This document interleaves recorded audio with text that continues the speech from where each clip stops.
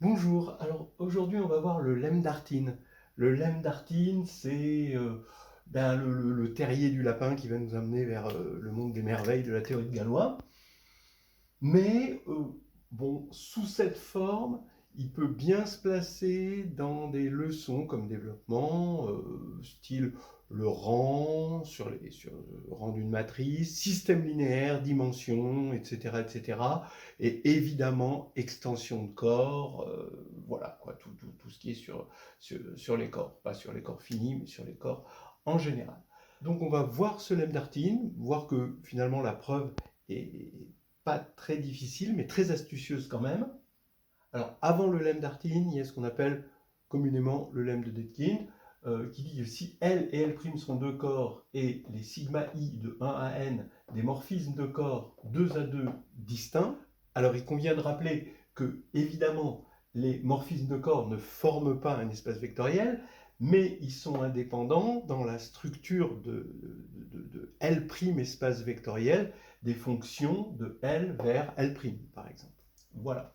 Alors, la preuve est vraiment simple, astucieuse. On va supposer qu'il existe des lambda i non tous nuls, tels que quel que soit x dans L, la somme des lambda i, sigma i de x, ça fait 0. Voilà. Bon, et on va faire une récurrence sur n. Si n égale 1, eh ben c'est bon, sigma 1 est non nul. Maintenant, si n est strictement supérieur à 1, donc on fait une récurrence maintenant, mais avec n strictement supérieur à 1, et on va se ramener au cas plus petit que n, récurrence forte si vous voulez. On va avoir maintenant deux éléments distincts puisque n est strictement supérieur à 1, sigma 1 et sigma n, et comme ils sont distincts, il existe un z dans L tel que sigma 1 de z est différent de sigma n de z. Donc cette égalité-là, d'une part, je l'applique à zx, je remplace x par zx, et avec la propriété de morphisme de corps, je vais avoir ceci. Et je vais aussi, indépendamment, la multiplier par sigma n de z. Donc je vais avoir ceci.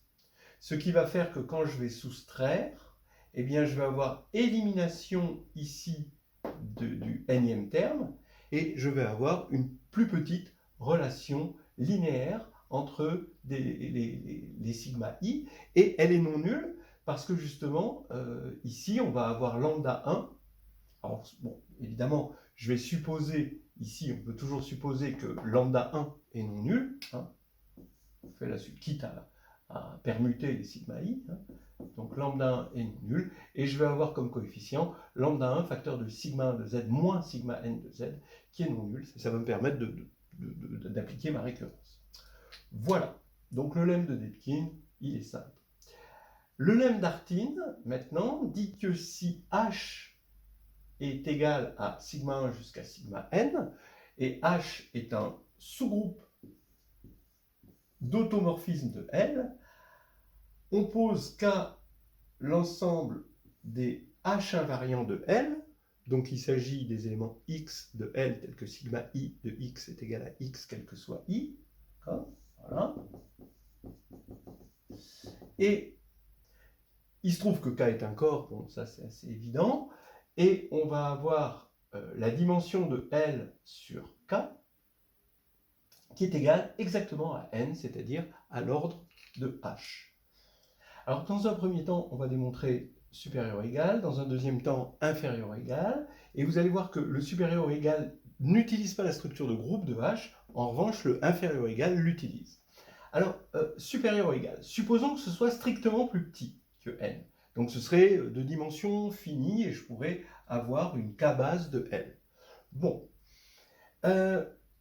Je choisis une K base EJ de L, et sigma i de EJ, j'en fais une matrice NM, d'accord.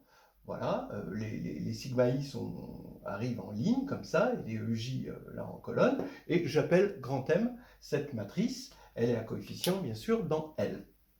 Les lignes de M, j'affirme qu'elles sont indépendantes. Alors pourquoi elles sont indépendantes? Ça va venir du lemme de Dedekind, évidemment. Si je choisis lambda i non tous nuls, tel que si je dois choisir une relation de dépendance entre les lignes, ça veut dire que quel que soit j, je vais avoir cette somme-là qui va être nulle, la somme des lambda i, sigma i de ej, pour i allant de 1 à n, alors je vais montrer que je vais obtenir quelque chose comme ceci, donc une contradiction. Pourquoi? Parce que si je prends x quelconque dans n, il s'exprime en fonction des ej comme combinaison linéaire, mais comme c'est sur k, d'accord, ça c'est important, d'accord, c'est une k base, les xj, x est égal à la somme de xj ej avec xj dans k, ce qui va faire que sigma i de x, c'est somme de xj sigma i de ej. D'accord, le xj, il est invariant par les sigma i, et donc il sort de sigma, il s'échappe ici. Donc ça veut dire maintenant que si je prends pour tout j cette relation linéaire, que je la multiplie pour tout j par x indice j, eh bien je vais pouvoir rentrer le xj à l'intérieur, et je vais avoir que somme de lambda i sigma i de x est égale à 0.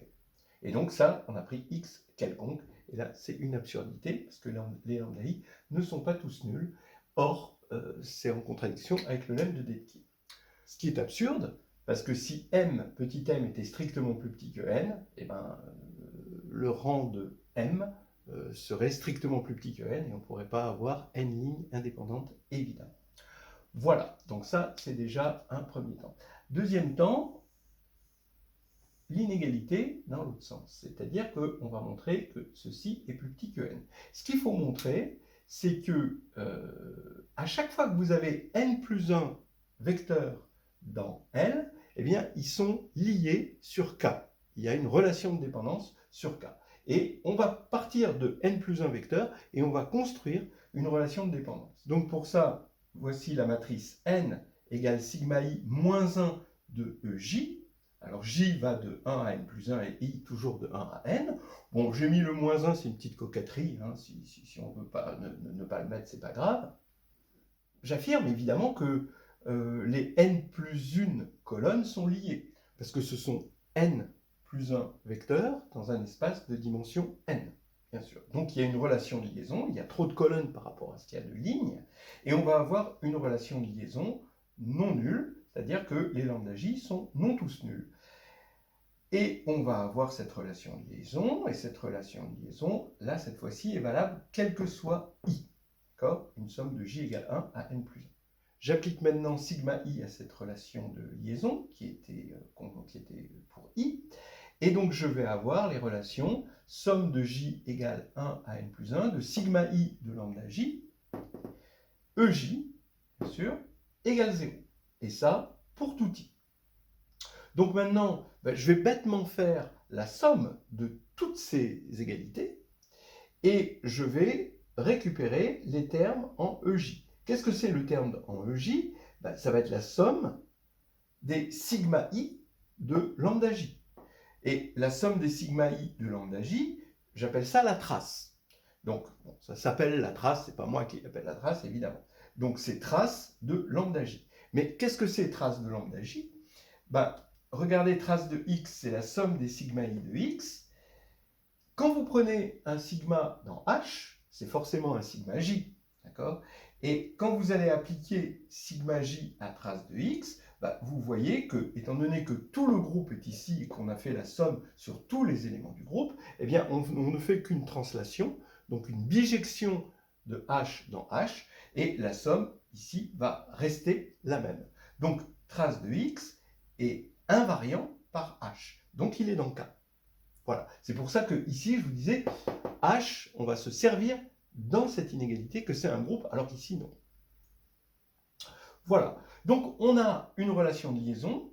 Alors, attention, c'est somme de traces de lambda j, ej égale 0. Donc, on voit bien que les ej sont K liés, sauf, et là, on a un petit acquis de conscience, c'est qu'on va se dire, oui, mais est-ce que ce n'est pas une relation de liaison triviale et donc pas une relation de liaison? Qu'est-ce qui se passerait si si toutes les traces de lambda j étaient nulles. Ah, on sera embêté. Donc, on n'est plus bien loin. Il se trouve que la trace, ça va être une application, on vient de le dire, de L vers K, qui est d'ailleurs, vous pouvez vérifier, K linéaire, mais bon, ça c'est pas grave. Mais elle est surtout non nulle.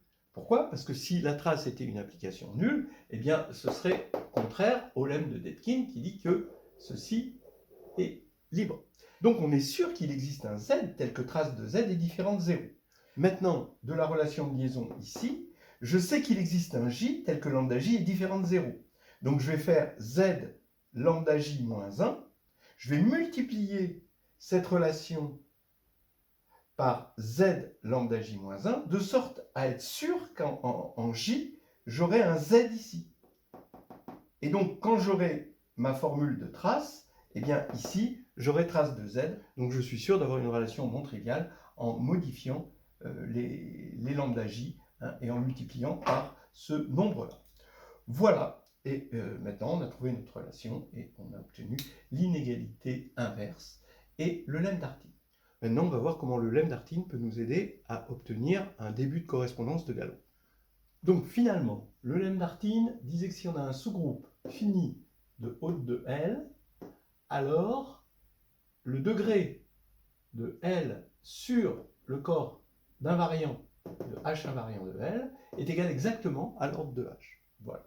Et maintenant, comme corollaire, on va montrer que si H est un sous-groupe fini de haute de L, et si G c'est les automorphismes de L qui laissent fixe LH, d'accord, et qu'on a fait un espèce d'aller-retour, c'est-à-dire c'est l'ensemble des sigma de haute de L tel que sigma de x est égal à x, quel que soit x dans LH, d'accord, alors G égale H. Alors d'abord, ça c'est important, parce que ça veut dire que à partir du moment où j'ai un sous-groupe H fini de haute de L, je peux lui associer un corps, LH, qui est un sous-corps de L, et maintenant, comment je fais pour récupérer, à partir de ce corps que je vais appeler K maintenant, comment je fais pour récupérer H? Eh bien, simplement, je vais regarder les automorphismes de L qui laissent fixe K. Donc déjà, on n'a pas tout à fait une bijection, mais au moins, on en a une amorce, d'accord? Une bijection qu'on appelle correspondance de Galois. Bien, alors ça c'était les motivations, maintenant allons-y pour la preuve. Donc d'abord, il est évident que H est inclus dans G, ah oui, parce que si je prends sigma dans H, eh bien forcément c'est un automorphisme de L. Pour qu'il soit dans G, il suffit qu'il fixe les éléments de LH, mais oui, puisque les éléments de H, de LH, c'est ceux qui sont fixés par H. Donc forcément, comme sigma est dans H, il fixe LH. Donc là, ça c'est l'inclusion évidente. Bien, donc H est inclus dans G. Alors maintenant, on va montrer que LH est inclus dans LG. Ben oui, parce que si vous prenez X dans LH, ben c'est une tautologie. Sigma, il faut montrer s'il est H invariant, alors il est G invariant. Ben oui, c'est une tautologie, parce que sigma, c'est dans G, c'est justement l'ensemble des automorphismes qui laissent fixe les éléments de LH. Donc là, c'est encore plus facile. Donc ici, vous avez cette tautologie.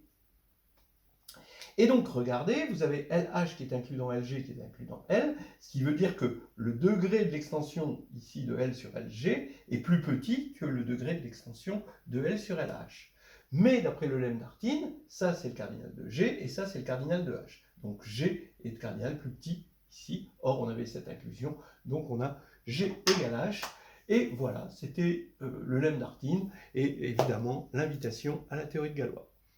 Tout en faisant un petit développement sympathique qui peut se placer brillamment dans certaines leçons.